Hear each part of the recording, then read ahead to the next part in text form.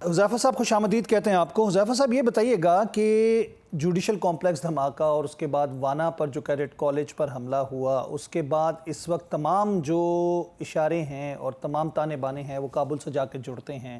ہمارے پاس کیا آپشنز ہیں اور ہم کیا لائحہ عمل اختیار کر سکتے ہیں، کیونکہ اب تو براہ راست آگ اسلام آباد تک پہنچ چکی ہے؟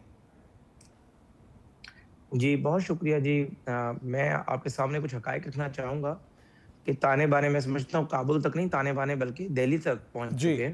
جی جی اور بھارتی خفیہ ایجنسی بلکہ بھارتی دہشت گرد ایجنسی را کی جو ہے وہ سپورٹ کے بغیر، انوالومنٹ کے بغیر یہ ممکن نہیں تھا۔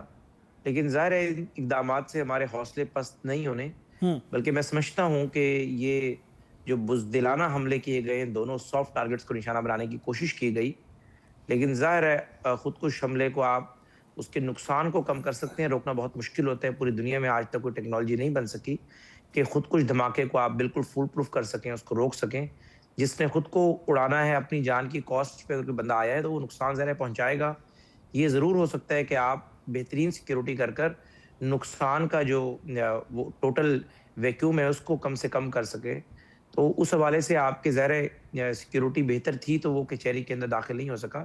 لیکن یہاں میں ایک بات ضرور آپ کے سامنے رکھوں گا کہ جو ہم نے نقطہ نظر ترکی اور قطر کے سامنے رکھا استنبول مذاکرات کے دوران، آج ہمارا وہ موقف ان کی نظروں میں سمجھوں گا مزید مضبوط ہو جائے گا کہ واقعی افغان طالبان ایک دہشت گرد تنظیم جس کا نام تحریک طالبان پاکستان ہے، اس کی دہشت گردی کو نہ صرف پروٹیکٹ کر رہا ہے، سپورٹ کر رہا ہے، بلکہ اپنے ملک میں انہیں محفوظ پناہ گاہیں دی ہوئی ہیں۔ ہوں تو انشاءاللہ تعالی جو بھی اب لا انفورسمنٹ ایجنسیز اور پاکستان کی سیاسی قیادت طے کرے گی، انشاءاللہ تعالی اس اٹیک کا بھرپور جواب بھی دیا جائے گا۔